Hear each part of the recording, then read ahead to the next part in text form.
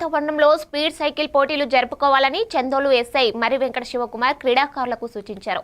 బాపట్ల నియోజకవర్గంలోని పిట్టవానిపాలెం మండల కేంద్రంలో నిర్వహిస్తున్న రాష్ట్ర స్థాయి స్పీడ్ సైకిల్ పోటీల్లో పాల్గొన్న క్రీడాకారులకు కమిటీ వారికి పలు రకాల సూచనలు చేశారు.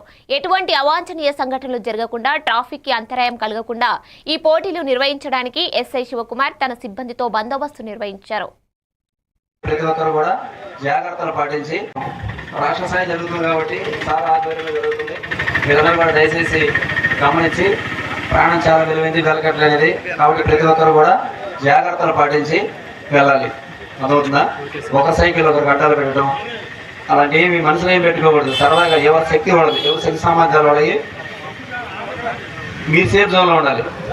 సేఫ్ జోన్లో ఉంటూ ప్రికాషన్స్ తీసుకొని స్టార్ట్ అయ్యి ఎండింగ్ పాయింట్ ఎండ్ అవ్వండి. జాగ్రత్తగా ఉండండి.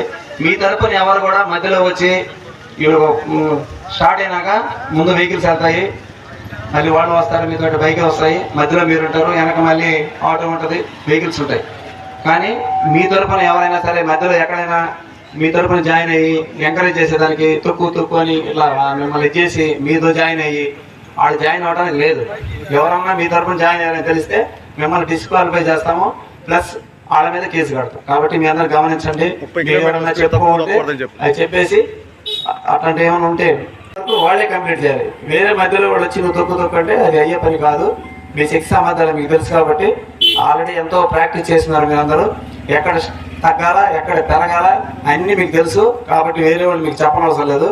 కాబట్టి అవన్నీ పాటించుకొని అంతా ఫ్రెండ్లీగా స్నేహంగా ఉండి గెలుపుకోవటం అనేది సర్వసాధారణం. ఎవరు ఫస్ట్ సెకండ్ అనేది థర్డ్ అనేది ఫస్ట్ ఏరియా ఒకరే వస్తారు. కాబట్టి మేము అందరూ కూడా ఎవరు వచ్చినా కూడా వాళ్ళందరూ అప్రిషియేట్ చేద్దాం. టైం అనమాట, టైంని బట్టి ఎవరేం రావచ్చు. వన్స్ అనే టైం బోల్ట్ గారు ప్రపంచ ఛాంపియన్ 100 మీటర్స్ బోల్ట్ గారు 3-4 ఇయర్స్ ఆయనే